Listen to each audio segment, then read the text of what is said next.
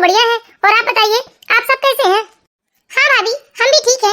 जरा जल्दी से मम्मी से बात करा दो। हाँ दीदी, यही है मम्मी, लीजिए बात कर लीजिए। लीजिए मम्मी जी, दीदी का फोन है, बात कर लीजिए। क्या मेरी भावना का फोन है? जी मम्मी जी। हेलो, हाँ बेटा भावना, कैसी है तू? मैं तो अच्छी हूँ मम्मी, लेकिन आप अपना फोन कहाँ रख देते हो? एक बार में कभी भी आप फोन नहीं उठाते हो। अरे बेटा, लगता है फोन मैं कमरे में भूल आई, यहाँ सामने बैठकर टीवी देख रही थी। अच्छा बताओ, कैसी हो तुम? अच्छी हूँ मम्मी। सुनो ना मम्मी, मैं कह रही थी कि आप कुछ दिनों के लिए यहाँ मेरे ससुराल आ जाते। अरे जाओ नंदिनी, जाकर अपना काम करो। जी मम्मी जी। क्या हुआ, बताइए ना मम्मी, क्या मेरे घर आने के लिए आपको इतना सोचने की जरूरत है? अरे बेटा, फिर भी मैं तेरी माँ हूँ और लड़की के ससुराल में ऐसे आकर रहना कुछ ठीक नहीं लग रहा है मुझे। अरे मम्मी, अब आपको ना चिंता करने की कोई जरूरत नहीं है, क्योंकि इस घर पर और इस घर के लोगों पर सिर्फ और सिर्फ मेरा ही राज चलता है। लेकिन बेटा, मेरे आने से बेकार में तुम्हारा काम बढ़ जाएगा। अरे नहीं माँ, इतना क्यों सोच रहे हो आप? अब जो ना मैं बोलती हूँ वही होता है इस घर में, और यहाँ मुझे कुछ करने की जरूरत नहीं पड़ती है मम्मी। क्या मेरी सास बैठकर दिन भर खाती रहेगी? अरे मैं उनसे काम लेती हूँ सारा। आप बस आ जाइए मम्मी, ज्यादा चिंता मत कीजिए इधर उधर की। मैं आपके आने से पहले सारा इंतजाम करवा लूंगी अपनी सासू माँ से। आप यहाँ आकर दिन भर आराम करना और भाभी को वहाँ घर की साफ सफाई का काम बताकर आ जाओ। आखिर भाभी की भी तो कुछ जिम्मेदारी है ना अपने ससुराल के प्रति। ऐसा नहीं कि आप आ गए तो वो आराम फरमाएंगी, इसलिए उन्हें अच्छा ढेर सारे काम हाथों पे गिना कर आ जाओ। वो तो सब ठीक है भावना, मैं आ भी जाऊंगी, लेकिन मैं ये सोच रही हूँ कि मेरा वहाँ आकर रहना और तुम्हारी सास का इतना काम करना, कहीं दामाद जी को बुरा लग गया तो? और वैसे भी तुम्हारे पापा तो आएंगे नहीं, वह तो ना जाने कौन से जमाने की बात करते हैं। तुझे तो मालूम ही है, तेरे पापा के अनुसार ना बेटी के ससुराल तो ना के बराबर ही आना जाना चाहिए।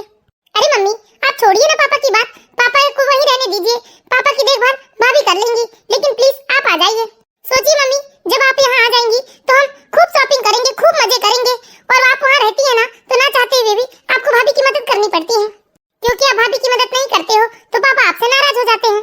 और रही बात मम्मी आपके दामाद की बात, तो वो ना आप मुझ पर छोड़ दीजिए, क्योंकि ना वो तो अब मेरे काबू में है। ठीक है बेटा, आज मैं तुम्हारे पापा से बात कर लेती हूँ और कल आती हूँ फिर तुम्हारे घर। हाँ मम्मी, आइए आइए, मैं सारा इंतजाम करवा लेती हूँ। माँ जी, माँ जी, अरे कहाँ चली गई है? इनके कान में क्या मेरी आवाज नहीं जा रही है? क्या हुआ बहू, कहाँ थी आप माँ जी? कितनी देर से आवाज लगा रही हूँ मैं आपको। मैं तो रसोई में पोछा लगा रही थी। अच्छा सुनिए माँ जी, मेरी माँ आने वाली है कल। ये तो अच्छी बात है बहू। हाँ तो आगे भी तो सुनिए, मेरी माँ को ना गंदगी बिल्कुल भी पसंद नहीं है, इसलिए उनके आने से पहले घर की सारी साफ सफाई हो जानी चाहिए। और जब साफ सफाई हो जाए तो सूखा नाश्ता बनाकर रख दीजिएगा। शाम को मेरी मम्मी को चाय के साथ मठरी और नमक पारे खाने की आदत है। अरे खाना पीना या सूखा नाश्ता बनाने तक तो ठीक है बहू, वो तो मैं कर लूंगी, लेकिन घर की साफ सफाई, स्टूल पर चढ़कर दीवारों से झाला निकालना, ये तो मुझसे नहीं हो पाएगा। अगर मैं कहीं स्टूल कुर्सी पर चढ़ी और नीचे गिर गई तो सोचो, मेरी तो हड्डियां ही टूट जाएगी, फिर मेरी सेवा तुम्हें ही करनी पड़ जाएगी। हाँ ये भी बात सही है, अगर आप स्टूल से गिर गई तो मुझे आपकी सेवा करनी पड़ेगी। नहीं नहीं, आपकी सेवा तो मैं नहीं कर पाऊंगी। अरे माँ जी, तो आप दिन भर ये फटी पुरानी साड़ियाँ पहनकर घर के कामकाज करती ही क्यों हैं? एक काम कीजिए, ये साड़ी पहनना छोड़ दीजिए आप, क्योंकि ये फटी पुरानी साड़ियाँ पहनकर यदि आप साफ सफाई के लिए ऊपर चढ़ेंगी और कहीं साड़ी फंस गई तो आप गिर जाओगी, और गिरोगी तो मुझे फिर आपकी सेवा करनी पड़ेगी। उससे तो अच्छा है माँ जी, ये साड़ी पहनना छोड़ दीजिए आप। मेरे पास ना कुछ पुराने सूट रखे हुए हैं, आज से आप वही पहनिए, क्योंकि सलवार सूट पहनकर काम करने में आपको कोई दिक्कत नहीं होगी। अरे बहू, तुम ये क्या बोल रही हो? घर के काम काज करवाने के लिए तुम मेरा पहनावा बदलना चाहती हो? अरे लोग देखेंगे तो क्या कहेंगे? अच्छा, लोग देखेंगे तो क्या कहेंगे? अरे लोगों के पास तो कुछ और काम है ही नहीं, वो आपको ही देखते रहेंगे। आप अपने आप को क्या ऐश्वर्या राय समझती है? देखो जितना बोल रही हूँ ना बस उतना कीजिए, आपको तो बस काम ना करने का बहाना चाहिए, काम के न काज के और दुश्मन अनाज के। इसलिए ना अब आप चुपचाप काम पर लग जाइए, वरना आपको पता है ना, यदि आपने मेरे कहे अनुसार कामकाज नहीं किया तो आपकी इस महीने की दवाई गोली बंद करवा दूंगी मैं। ठीक है बहू, मेरी दवाई गोली बंद मत करवाओ, मैं तुम्हारे कहे अनुसार घर के सारे कामकाज कर दूंगी। आज मैं नाश्ता पानी बना लेती हूँ और कल घर की साफ सफाई कर लूंगी। ठीक है, साफ सफाई नहीं करूंगी तो बहू दवाई गोली नहीं बुलाएगी। अरे कितनी लाचार और बेबस हो गई हूँ मैं आज अपने बहू बेटे के सामने।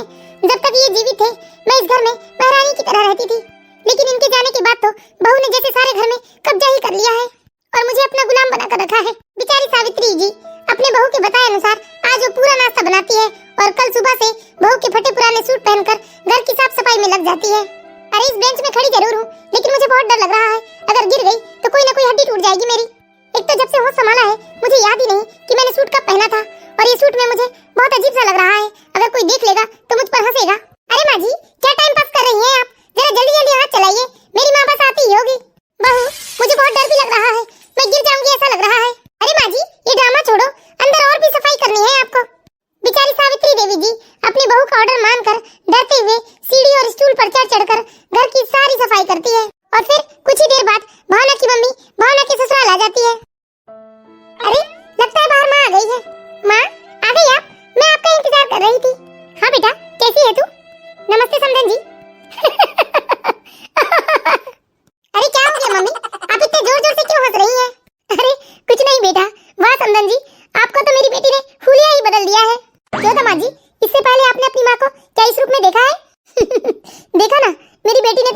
भी बदल दिया। अच्छा ये सब छोड़िए माँ, चलिए जल्दी से हाथ मुंह धो लीजिए आप, मैं भी आपके लिए खाना लगवाती हूँ। ठीक है, हाथ मुंह धो लेती हूँ मैं। वैसे कुछ भी कहो समधन जी, जस तो आप रही हैं बहुत। माँ जी ये बैग ना ऊपर वाले कमरे तक छोड़ देना आप। ठीक है बहू। बेचारी सावित्री जी इन कपड़ों में वैसे ही वो अपने आप को बहुत असहज महसूस कर रही थी, लेकिन क्या करती, बहू का ऑर्डर था जिसे वो टाल नहीं सकती थी। सावित्री जी को बहुत बुरा लगा कि उनकी बहू की माँ आते ही उनका कितना मजाक उड़ा रही थी, और इससे भी ज्यादा बुरा ये लगा कि उनके बेटे के सामने इतना मजाक उड़ा रही थी, लेकिन उनके बेटे ने कुछ नहीं कहा। बेचारी सावित्री जी चुपचाप उदास होकर यह सोच ही रही थी कि पड़ोस से 2 महिलाएं आती है। अरे सावित्री दीदी, हमने सुना है कि बहू की माँ आई है, इसलिए हम उनसे मिलने आए हैं। हाँ आई है ना बहू की माँ। अरे सावित्री जी मानती हूँ बहू के आने के बाद आप काफी एडवांस हो गई हैं, सूट पहना है बहुत अच्छी बात है, बदला होना चाहिए, लेकिन कम से कम दुपट्टा तो ले लेती। अरे आंटी आप लोग आई हैं? हाँ बेटा, सास को सूट पहनना तो सिखा दिया, लेकिन क्या दुपट्टा डालना नहीं सिखाया तुम? पूरे घर में दुपट्टे के बिना ही घूम रही है तुम्हारी सास तो। आंटी जी जाइए ना, मम्मी कमरे में है, आप जाकर मिल लीजिए उनसे। हाँ बेटा तुम्हारी माँ से ही मिलने आए हैं हम तो। ये क्या गवारपंती कर रही हैं आप? क्या मैंने आपको सूट के साथ दुपट्टा नहीं दिया है जो बिना दुपट्टा के सारे घर में घूम रही हैं आप? अरे 4 लोगों के सामने थू थू करवा रही हैं आप। अरे बहू तुम ये क्या बोल रही हो? मैं तो यहाँ घर की साफ सफाई में लगी थी, कहीं दुपट्टा फंस ना जाए और मैं गिर ना जाऊं, इसलिए मैंने दुपट्टा कमरे में ही रख दिया था। ज्यादा बातें ना बनाओ आप। अरे थोड़ी सी छूट क्या दे दी मैंने आपको, आप तो बस हवा में उड़ने लगी। मैंने आपसे सूट पहनने कहा तो ये तो नहीं कहा कि आप बिना दुपट्टे के घूमिए। अबे रोना धोने का तमाशा बंद करो और मेरी माँ का सामान उनके कमरे तक लेकर जाओ।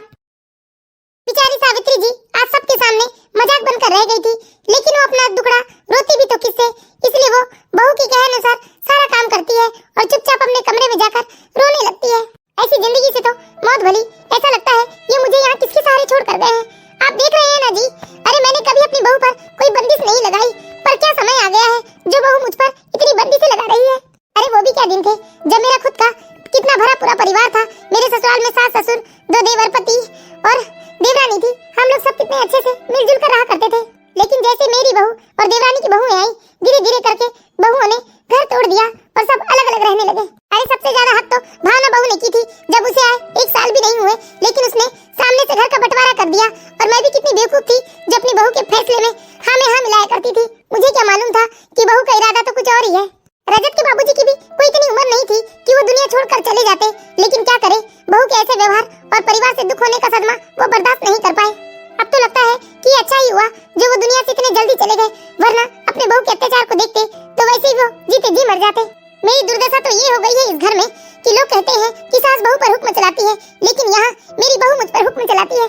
सब कुछ उल्टा हो गया है इस घर में, सारा काम इस घर का अकेली मैं ही निपटाती हूँ, और बहू की एक आवाज पर दौड़ते हुए मैं बहू के सामने हाजिरी लगाने को खड़ी हो जाती हूँ, लेकिन फिर भी उस निर्दयी को मुझ पर दया नहीं आती है। अगर कोई भी काम गलती से ऊंच नीच हो गया तो मेरी दवाइयाँ गोली नाम बुलवाने की धमकियाँ देती है वो मुझे। मैं तो बस इसी कोशिश में लगी रहती हूँ कि मेरी बहू कभी नाराज मत हो, क्योंकि वो जब भी नाराज होती है तो मेरी दवाइयाँ गोली सब बंद करवा देती है वो। अरे कभी कभी तो 2-2 दिन तक मेरा खाना पीना भी बंद करवा देती है। सबसे ज्यादा तो दुख मुझे इस बात का होता है कि ये सब मेरे बेटे की आंखों के सामने हो रहा है, लेकिन वो उफ तक नहीं करता है। इस तरह धीरे धीरे 2 हफ्ते का समय बीत जाता है, और 2 हफ्ते तक बेचारी सावित्री जी अपनी बहू और बहू की माँ की बस चाकरी ही करते रहती है। लेकिन फिर भी बहू को संतोष न था, वो जब मौका मिलता बेचारी सावित्री जी को नीचा दिखाने का एक मौका नहीं छोड़ती। भावना, भावना क्या हुआ जी, क्यों चिल्ला रहे हो? अरे भावना, दीदी का फोन आया था। दीदी का कहना है कि उनके बेटे का जन्मदिन है, तो हम माँ को कुछ रोज पहले ही उनके घर भिजवा दें, और दीदी ने कहा है कि जब हम जन्मदिन में आएंगे तब माँ को वापस अपने साथ ले आएंगे। कोई जरूरत नहीं है। अरे क्यों जाएगी आपकी माँ वहाँ? और यहाँ घर के कामकाज कौन संभालेगा? साफ साफ मना कर दो आप दीदी को। और रही बात जन्मदिन की, तो हम सुबह जाएंगे और शाम को लौट कर आ जाएंगे। अरे भावना, समझने की कोशिश करो। अगर तुम माँ को वहाँ नहीं जाने दोगी तो फिर दीदी अपने बच्चों को लेकर यहाँ आ जाएगी, और फिर सोचो अगर दीदी आएगी बच्चों को लेकर, फिर तुम्हारा खर्चा बढ़ जाएगा और 4 बातें भी सुननी पड़ेंगी, सो अलग। अब बताओ माँ जी को तुम भेजोगी या नहीं? हाँ ये भी बात है, उससे तो अच्छा है कि आप अपनी माँ को छोड़ आओ अपनी बहन के घर, लेकिन उन्हें बता देना कि आप उन्हें सिर्फ 1 हफ्ते के लिए छोड़ रहे हैं। ठीक है, तो मैं माँ को आज ही छोड़ आता हूँ। माँ अपना सामान बांध लो, आपको 1 हफ्ते के लिए दीदी के यहाँ छोड़ कर आ रहा हूँ मैं, क्योंकि दीदी ने बुलवाया है आपको। ये बात सुनकर तो सावित्री जी के चेहरे पर मुस्कान आ जाती है। सावित्री जी सोचती है कि वो अब इस घुटन और बंधन से मुक्त होकर 1 हफ्ते अपनी बेटी के यहाँ खुली हवा में सांस लेंगी। इधर रजत अपनी माँ को अपनी बहन के यहाँ छोड़कर आ जाता है। लेकिन यही भावना जिसे कामकाज ना करने की आदत थी, वो अकेले घर में परेशान हो जाती है और बस अपने पति पर गुस्सा ही निकालते रहती है। भावना, लंच में सब्जी की रोटी के अलावा भी कुछ रखा करो। पूरे 4 दिन हो गए रोज तुम एक ही प्रकार की सब्जी और रोटी रख देती हो। देखिए ऐसा है रजत जी, जो बन गया है चुपचाप खा लीजिए, वरना वो रोटी सब्जी भी आपको मालूम नहीं है मैं कितने परेशानी से बनाती हूँ। और वैसे भी आपकी माँ को गए 4 दिन हो गए ना, अब लेकर आइए अपनी बहन के यहाँ से, मुझसे नहीं होते हैं ये घर के कामकाज। अरे लेकिन दीदी ने पूरे 1 हफ्ते के लिए कहा है और हम तो वैसे भी उनके बेटे के जन्मदिन में जाएंगे ना, तब माँ को ले आएंगे। अरे मैं नहीं जाने वाली हूँ कहीं जन्मदिन वन्मदिन में, मैं कुछ नहीं जानती। आप अपनी माँ को लेकर आइए, वरना इसी तरह रोज रोज सब्जी रोटी खाते रहिए और एक दिन ऐसा भी होगा जब मैं आपको खिचड़ी बना कर दिया करूंगी। अच्छा ठीक है, मैं आज दीदी से बात करता हूँ। बात मत करो, सीधे लेने चले जाओ आप।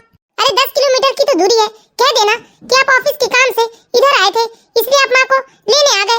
जब जन्मदिन होगा तो फिर आ जाएंगे, कह देना। ठीक है। रजत भावना की बात मानकर अपने बहन के यहाँ पहुँच जाता है अपनी माँ को लेने, लेकिन वो देखता है कि उसकी माँ और बहन तो घर पर नहीं है। बच्चों ने बताया कि वो दोनों मार्केट गए हुए हैं। बेटा, तुम्हारी मम्मी और नानी कितने देर से गई हैं मार्केट? बहुत देर हो गई मामा जी, अब तो शायद आते ही होंगे। ठीक है बेटा, जाओ खेल लो तुम। ठीक है मामा जी। अरे यार, फिर से भावना का फोन आ गया। अब ये फिर से चिल्लाएगी मुझे कि मैं अभी तक आया क्यों नहीं हूँ। क्या बात है रजत जी, अभी तक आप आए नहीं? अरे भावना, माँ दीदी के साथ बाजार गई हुई है, इसलिए बस मैं उनका वेट कर रहा हूँ। बाजार गई है? तुम्हारी माँ को भी ना जाने ऐसा कैसा चस्का लगा है घूमने फिरने का कि दीदी के घर से मन नहीं भरा तो बाजार घूमने फिरने निकल गई। यहाँ तो कितनी बहाने करती है तुम्हारी माँ। मुझे क्या करना, वहीं पड़े रहो और खाओ वही सूखी रोटी और बासी सब्जी। मैं तो नहीं बनाने वाली कुछ। अरे ये माँ बेटों ने तो जैसे मेरा जीना आराम कर दिया है। ये माँ की वजह से ना मुझे इस भावना से कितना कुछ सुनना पड़ता है। कभी कभी माँ के ऊपर इतनी गुस्सा आती है कि जैसे मैं उन्हें वृद्धाश्रम छोड़ाऊं। अरे भैया, आपने तो बताया भी नहीं कि आप आने वाले हैं। हाँ नहीं बताया, मैं अपने ऑफिस के काम से आया था। और माँ, आपको ये बाजार बाजार घूमने की क्या जरूरत है? जल्दी से जाकर अपना सामान बांध लीजिए, मैं आपको लेने आया हूँ। अरे भाई, आप ये क्या बोल रहे हो माँ को? देखिए दीदी, आप ना अपने काम से काम रखिए प्लीज। वैसे मैं इतना परेशान हूँ और आप मुझे फ्रस्ट्रेट कर रही हैं। और माँ, चुपचाप ना जाकर अपना सामान समेट लीजिए, मेरे पास इतने फालतू का समय नहीं है। बेटा कुछ मत बोलना अपने भाई से, मैं फिर आऊंगी तेरे घर, मैं अभी जा रही हूँ। बेचारी सावित्री जी ये सोचकर जल्दी जल्दी अपना सामान बांधने लगती है कि उनके बेटे रजत का गुस्सा उनकी बेटी के ऊपर ना टूट पड़े और बेकार में ही भाई बहन का रिश्ता खराब ना हो जाए, इसलिए वो चुपचाप अपने बेटे के साथ चली जाती है। लेकिन ये सब चीज देखकर आज सावित्री जी की बेटी रोमा बहुत ही हैरान और परेशान हो जाती है। क्यों माँ जी, आपको क्या लगा कि वहाँ रहने से आपके पंख आ गए हैं? यहाँ तो आप घर के काम करने में बड़ा कष्ट जताती हैं और वहाँ आप बाजार घूम रही थी। इसका मतलब तो यही है माँ जी कि आप यहाँ ना सिर्फ बहानेबाजी करती हैं। क्या एक बात बताइए, आपकी बेटी आपको जीवन भर रखेगी? नहीं तो माँ जी, आप कहिए ना अपनी बेटी को वो आपको ले जाके जीवन भर अपने ससुराल में रखे, फिर देखती हूँ। देखिए रजत जी, मुझे तो समझ में आता है पक्के में ना तुम्हारी बहन इन्हें सब कुछ सिखाती होगी, तभी तो यहाँ आकर मुझे परेशान करती हैं। क्योंकि जब भी अपने बेटी के घर से लौटती हैं इनके अलग ही नखरे रहते हैं। अरे बहू, ये सब क्या बोल रही हो? अरे मेरी बेटी क्यों मुझे कुछ सिखाएगी पढ़ाएगी? अरे बहू, ऐसा क्यों सोचती हो? मेरी बेटी भला मुझे क्यों उल्टी सीधी बातें सिखाएगी? वो तो हमेशा बस यही चाहती है कि उसके भैया भाभी का घर हमेशा हंसता खेलता रहे। बस माँ जी, हमें आप ज्यादा सिखाइए मत, हम सब जानते हैं किसके मन में क्या चल रहा है। अरे लोग तो हमें देखकर जलते हैं। क्यों रजत जी, सच कह रही हूँ ना मैं। भावना, मुझे बहुत जोरों की भूख लगी है, पहले तो तुम मुझे खाना दे दो। हाँ चलिए, खिलाती हूँ आपको खाना। भावना के मुंह में जो आता है वो बोल देती है मेरी और मेरी बेटी के लिए। एक बार भी ये नहीं सोचती कि उसकी बातें सुनकर हमें कितना बुरा लगता होगा। और आज तो रजत ने भी हद कर दिया। अरे उसने मेरा अपमान तो न जाने कितनी बार किया, लेकिन आज उसे जरा भी शर्म नहीं आई। अपनी बहन के ससुराल में खड़े होकर अपनी बहन का ही अपमान किया है उसने। अरे क्या से क्या हो गया रजत, क्या क्या सपने नहीं देखती थी कि मेरा तो बस एक बेटा और एक बेटी है। बेटी को विदा करूंगी, बहू लेकर आऊंगी और खुशी खुशी अपना जीवन जीऊंगी, लेकिन यहाँ तो सब कुछ उल्टा ही हो गया है। अरे माँ जी, ऐसे कमरे में बैठकर कब तक शोक मनाते रहेंगी? जाइए ना, वहाँ पूरी रसोई फैली पड़ी है, जाकर रसोई समेट लीजिए और कुछ अच्छा सा खाना बना दीजिए। लगता है बेटी के घर से आना ही नहीं चाहती थी, बड़ा दुख हो गया है आपको बेटी के घर से यहाँ आने पर। हाँ बहू, अभी सब समेट लेती हूँ। बेचारी सावित्री जी किसी से कुछ नहीं कहती है और बस आंसुओं के घुट पी पी कर अकेले वो घर के कामकाजों में लगी रहती है। रसोई के सारे काम तो मैंने कर दिए हैं और खाना भी बना दिया है, लेकिन आज दवाई खत्म होने वाली है और बहू ने मुझसे पर्ची भी नहीं मांगी। ऐसे तो हमेशा महीने के अंत तक बहू मुझसे पर्ची मांग लिया करती थी। माँ, मेरा टिफिन तैयार है क्या? हाँ बेटा, अभी ला देती हूँ। बेटा, मेरी दवाइयाँ खत्म होने वाली है और भावना बहू ने अभी तक मुझसे पर्ची नहीं मांगी। मैं पर्ची दे देती हूँ तुम्हें, बहू से कहकर दवाइयाँ बुलवा देना मेरी। अच्छा माँ जी, बेटे से मेरी चुगली कर रही हैं आप? ये क्या बोल रही हो बहू? मैं तुम्हारी चुगली क्यों करूंगी? तभी तो अपने बेटे को अपने बस में करने की कोशिश कर रही हो ना। उसे बता रही हो कि मैं तुम्हारी दवाई नहीं लाती हूँ। तुम लोगों के रोज रोज रोज की किचकिच की वजह से ना अब तो घर में एक मिनट भी ठहरने का मन नहीं करता। ये सारी गलती ना माँ की ही होती है। अरे मुझे बताने की क्या जरूरत थी, हो गया ना घर में कलेश, माँ से ही कह देती। अरे तुम्हारी माँ चाहती ही नहीं कि हम लोग साथ में खुशी खुशी प्यार से एक साथ रहे। तुम्हारी माँ तो यही चाहती है कि हम दोनों के बीच में अनबन होती रहे, झगड़ा होते रहे। ये क्या बोल रही हो बहू? अरे ऐसी कौन माँ होगी जो अपनी बेटी की गृहस्थी को आग लगे देखना चाहती हो? अब बात को बदलने की कोशिश मत करो माँ जी, आपकी गलती साफ साफ पकड़ी गई है।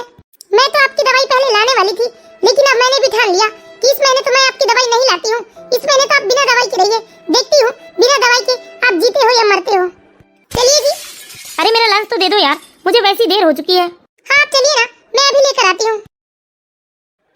मनहूस कहीं की। ऐसे ही तो कह रही है भावना बहू, इस तरह से जलील होकर जीने से बेहतर है कि बिना दवाई गोली के ऐसे ही मर जाऊं मैं। वैसे भी मर भी गई तो कौन बैठा है मुझे रोने वाला? सब तो कहेंगे कि अच्छा ही हुआ, कम से कम बुढ़िया मरी तो भला टली हमारी। सुनिए जी, आज ऑफिस से लौटते वक्त मेरी दीदी के बेटे को आप यहाँ लेकर आ जाइएगा। वो क्यों? वो इसलिए कि दीदी और जिया जी एक हफ्ते के लिए ऑफिस के काम से कहीं बाहर जा रहे हैं। अच्छा ठीक है, ले आऊंगा। लाओ जल्दी मुझे लंच दे दो, बहुत देर हो चुकी है मुझे। हेलो। हाँ मम्मी, क्या कर रही हैं आप? कुछ नहीं बेटा, बस खाली पीली बैठी हूँ। मम्मी कुछ दिनों के लिए आ जाइए ना आप यहाँ। रीता दीदी का बेटा वासु आने वाला है यहाँ। दीदी और जिया जी एक हफ्ते के लिए बाहर जा रहे हैं जरूरी काम से। ठीक है ना बेटा, लेकिन तू भी अब बुआ बनने वाली है, इसलिए तेरी भाभी की देखभाल भी जरूरी है। अरे वाह, सच में मैं बुआ बनने वाली हूँ। हाँ बेटा, लेकिन देखो माँ, भाभी को इस बात का एहसास दिलाते रहना कि वो माँ बनने वाली है, बीमार नहीं। क्योंकि आजकल की लड़कियों के बस यही चोचले हैं कि माँ बनने की खबर आई नहीं और बस बीमार होने का नाटक करने लगते हैं। अरे बिस्तर से नीचे पैर नहीं रखते हैं। अरे हाँ बेटा, ऐसी टेढ़ी खीरों को सीधा करना तेरी माँ को बखूबी आता है। ठीक है माँ। अरे वासु, तुम्हें क्या खाना है जल्दी बताओ। मासी, मुझे तो ना चिली पनीर बहुत पसंद है। चिली पनीर पसंद है, लेकिन अभी तो चिली पनीर मिलना पॉसिबल नहीं है बेटा, कुछ और खा लो। तुम पराठे और सब्जी खाओगे? ठीक है मासी, मैं कुछ और खा लेता हूँ। वेरी गुड बेटा। सुनिए माँ जी, वासु के लिए ना आप आलू के पराठे सेक दीजिए। ठीक है बहू। और सुनो, ये पराठे ही बनाने में सारा दिन मत निकाल देना, अभी बाहर हॉल की साफ सफाई भी करनी है और बाहर बरामदा भी कितना गंदा हो रखा है, जरा पानी डालकर अच्छे से धो दो बरामदे को भी। ठीक है बहू। ठीक है बेटा वासु, तुम्हें जो भी चाहिए ना ये दादी से ले लेना तुम, मैं अभी आ रही हूँ। ठीक है मासी। दादी, मासी आपको हमेशा डांटती रहती है और घर के सारे काम बताती है, लेकिन आप मासी से कुछ कहते क्यों नहीं? चुपचाप आप घर का सारा काम करते रहते हो अकेले। अरे नहीं बेटा, मासी मुझसे प्यार करती है इसलिए वो मुझे काम बताती है। आप जैसे अपनी मासी को काम बताते हो ना, वैसी मासी मुझे बताती है। वासु को आए यहाँ धीरे धीरे एक हफ्ते होने लगते हैं और वासु अपनी मासी की हरकतों पर नजर रखने लगता है। वासु देखता है कि उसकी मासी हमेशा उसकी दादी को चिल्लाते ही रहती है। वासु के दिमाग में ये सारी बातें घर करने लगती है। अरे कौन है? आ रही हूँ। मासी, मैं जाकर दरवाजा खोल देता हूँ। लो, मासी को आए एक हफ्ते हुए नहीं और उनके सिपाही भी पीछे पीछे चले आए। क्या दीदी, आप लोग हमें चैन से रहने क्यों नहीं देती हैं? क्या मतलब भाभी, ये आप किस तरह से बात कर रही हैं मुझसे? अरे जब हमने माँ जी को आपके घर भेजा था तो आप उन्हें मार्केट लेकर क्यों गई थी? अरे क्यों उन्हें बाजार बाजार का आदत लगा रही हैं आप? अब ऐसा है ना दीदी, हमारे पास आपकी जितनी फुर्सत होती नहीं है कि हम घर में बैठे ठाले उन्हें मार्केट से मार्केट घुमाते रहें। और आपकी माँ को भी ना मार्केट जाने का बड़ा ही शौक चढ़ा है। भाभी, आप माँ के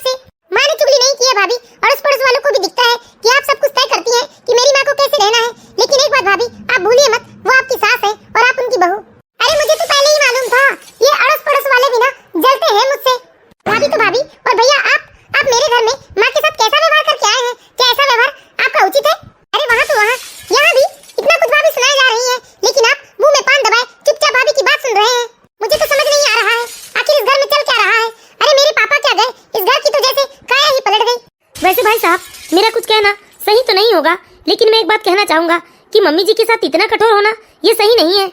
आखिर वो आपकी माँ है और मुझे तो याद भी नहीं कि आपकी माँ ने कब आपसे ऊंची आवाज में बात की थी। क्या आपको याद है?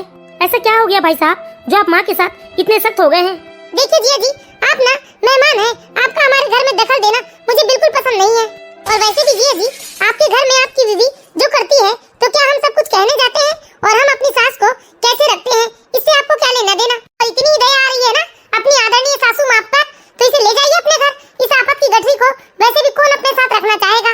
बेचारी सावित्री जी अब तक तो सब कुछ चुपचाप सहती रही, लेकिन जब बात उनके दामाद के ऊपर आई तो सावित्री जी सहन नहीं कर पाई और उनके सब्र का बांध टूट गया। सावित्री जी आगे बढ़कर अपनी बहू भावना के गाल पर एक जोरदार तमाचा मारती है। अरे मुझे शर्म आती है कि मैंने तुम्हें कभी पसंद किया था अपने बेटे के लिए। अरे मेरी बेटी की मानता तो देखो, वो मुझे बाजार अपने लिए या मेरे लिए लेकर नहीं गई थी, वो तो अपने भैया और भाभी के लिए गिफ्ट लेना चाहती थी उनकी सालगिरह में देने, इसलिए मुझे लेकर गई थी। और उस दिन त्योहार की वजह से मार्केट में बहुत भीड़ चल रही थी, इसलिए हमें घर आने में बहुत देर हो गई। अरे ये तो मेरे संस्कार है जो आज तक मैं चुप हूँ। अरे लोगों के घर देखो, लोग अपनी बहू को तहजीब और तमीज सिखाते हैं और उस पर बंदिशें लगाते हैं, पर मैंने तो तुम्हारे साथ ऐसा कुछ भी नहीं किया। फिर तुम मुझ पर हुक्म चलाने वाली आखिर होती कौन हो? अरे आज तक तो मैं इसलिए चुप थी क्योंकि मैं अपने बेटे और बहू का घर बसते हुए देखना चाहती थी। मैं तो बस यही सोचती थी कि कुछ चीजें मुझे अपने बेटे को भी सिखानी चाहिए थी, क्योंकि संस्कारों की जरूरत बहू को ही नहीं बल्कि बेटे को भी होती है। अरे एक लड़की की बहू बनते ही उसके पाँव में संस्कारों और रिवाजों की ना जाने कितनी बेड़ियां पहना दी जाती है, लेकिन बेटा शादी के बाद भी वैसा ही रह जाता है। लेकिन एक लड़का भी तो शादी के बाद किसी का पति, किसी का जमाई और किसी का जीजा बन जाता है। इसका मतलब ये तो नहीं कि अगर उसकी माँ उसे कुछ नहीं कह रही है तो वो अपनी माँ पर जुल्म करने लगे और बेटा बहू मिलकर अपनी माँ पर बंदिशें लगा दे, नियम कानून चढ़ा दे। अरे बहू, मैंने तुम्हें छूट क्या दी तो तुम मुझे मेरी बेटी और दामाद के सामने कुछ भी बोल दोगी? अरे मैंने तो अपने लिए चुपचाप सब कुछ सह लिया बहू, लेकिन मेरे इतने अच्छे दामाद भगवान रामचंद्र जैसे हैं वो, उनके बारे में तुम उल्टा सीधा कहोगी, ये मैं बर्दाश्त नहीं कर पाऊंगी। माँ, आपकी हिम्मत कैसे हुई मेरी बीवी के ऊपर हाथ उठाने की? ये मत भूलिए इस घर की सारी जिम्मेदारियाँ मेरी बीवी ने उठा रखी है। अच्छा, तेरे मुंह में भी जबान है, इसे तुम जिम्मेदारी निभाना कहते हो? अरे बेटा, ये क्यों नहीं कहता कि तेरी बीवी इस घर पर हुक्म चलाना जानती है और तुम लोग इस घर पर क्या ही खर्च करते हो? अरे ऊपर वाले जो 4 कमरे किराए से चल रहे हैं उसी के रुपयों से ये घर चलता है, और मेरी बेटी दामाद और भाई बहन तो यहाँ आते नहीं, बस तुम्हारी सास आकर यहाँ पड़ी रहती है। फिर मुझ पर और मेरी बेटी दामाद पर तुम्हारा क्या खर्चा हो जाता है? अरे जाने दीजिए माँ, बहुत हो गया बेटा, लेकिन अब मैं चुप नहीं रहूंगी। ये मेरा घर है जो तुम लोगों ने मुझसे छीन लिया है, इसलिए सुन लो बेटा, अब ना मैं आजादी से रहना चाहती हूँ और खुलकर सांस लेना चाहती हूँ। इसलिए ना अब मैं तुम्हारी बीवी के कहे अनुसार नहीं बल्कि अपने अनुसार जीवन जीऊंगी। ये घर और संपत्ति मेरे पति ने मेरे नाम की है, अगर तुम मेरे नियम से नहीं चलोगे तो तुम लोग इस घर को छोड़कर जा सकते हो। अरे जाने दो माँ, गुस्से में लिया हुआ फैसला अक्सर गलत हो जाता है। ये देख लो, आग लगाकर अब उसे बुझाने की कोशिश कर रही है। और जिया जी, आप अपनी बीवी को लेकर यहाँ से जाते क्यों नहीं है? लगता है इस घर की संपत्ति देखकर आप लोगों को भी लालच आ गया है। रजत, समझा ले अपनी पत्नी को, वरना धक्के मार के तुम दोनों को इस घर से बाहर निकाल दूंगी। खबरदार भावना, जो मेरी बेटी बहू के खिलाफ तूने एक शब्द भी कहा। अरे चुप हो जाओ भावना, और माँ को कुछ मत बोलो। माँ बहुत गुस्से में है, अगर कोई फैसला ले लिया उन्होंने ना तो बहुत बड़ी गड़बड़ हो जाएगी। और जिया जी से भी कुछ मत कहो, तुम जानती हो ना जिया जी वैसे भी पेशे से वकील हैं। अरे हट, वकील होंगे तो अपने घर के लिए होंगे। अरे ये मेरे घर के मामलों में इतना हस्तक्षेप क्यों करेंगे? अरे नमा बेटा, जरा 100 नंबर पर फोन तो लगाना, मैं अभी इन दोनों के खिलाफ FIR करती हूँ कि ये लोग मेरी संपत्ति हड़पने की कोशिश कर रहे हैं। नहीं नहीं माँ, ऐसा गजब मत करो, आप जो कहेंगी हम वो मान लेंगे। रहने दो माँ, एक बार माफ कर दो भैया भाभी को। बेटा, इन दोनों मक्कारों को माफ तो नहीं कर पाऊंगी मैं, लेकिन बस इन लोगों के ऊपर दया करके इतना कर सकती हूँ कि ऊपर वाला जो कमरा है ना उसमें ये लोग किराया देकर रह सकते हैं। जैसे बाकी लोगों से मैं 5000 किराया लेती हूँ, इन लोगों से सिर्फ 3000 रुपए लूंगी। यदि इन्हें पड़ता है तो रहे, वरना मेरे घर से अभी के अभी निकल जाइए दोनों। और ये जो ऊपर से नीचे आना जाना करेंगे ना तो पीछे के रास्ते से करेंगे, मेरे घर से नहीं। हाँ माँ, हमें आपकी सारी शर्त मंजूर है, लेकिन देखिए प्लीज हमें इस घर से मत निकालिए और पुलिस थाने में कोई रिपोर्ट मत कीजिए। और दोबारा इन लोगों ने मेरा या मेरी बेटी दामाद का अपमान किया ना, 3 लोगों को ऊपर वाले कमरे से भी बाहर निकाल फेंकूंगी। चलो ना जी, हम लोग कहीं और रह लेते हैं, वैसे भी किराया तो देना ही है। ये क्या बोल रही हो भावना? बाहर की महंगाई जानती हो तुम, और जब हम लोग बाहर रहेंगे तो कितनी थूथू और बदनामी होगी, इसलिए चुपचाप ना माँ से माफी मांग लो, इसी में हमारी भलाई है। ठीक है माँ जी, मुझे माफ कर दीजिए, हम ऊपर वाले कमरे में ही रह लेंगे। और बेटा, मेरी बेटी यहाँ तुम लोगों से कुछ मांगने नहीं आई थी, ये तो बस तुम्हारी शादी की सालगिरह के लिए कुछ उपहार खरीदी है जिसे देने आई थी, क्योंकि ये लोग 7 दिनों के लिए कहीं बाहर जा रहे हैं। लीजिए माँ, दे दीजिए भाभी भैया को। अपनी ननद की बात सुनते ही भावना का सर शर्म से नीचे झुक जाता है। तो देख लिया ना दोस्तों आज आपने, अरे हमेशा अच्छे संस्कार सिर्फ अपनी बेटी को देने की जरूरत नहीं होती, संस्कारों की जरूरत तो बेटे को भी होती है। मैं आशा करती हूँ दोस्तों आप लोगों को ये कहानी जरूर पसंद आई होगी। यदि कहानी अच्छी लगी हो तो इस वीडियो को लाइक करें और इसी तरह की मोरल स्टोरीज देखते रहने के लिए हमारे चैनल बालाघाट की बेटी को सब्सक्राइब करें।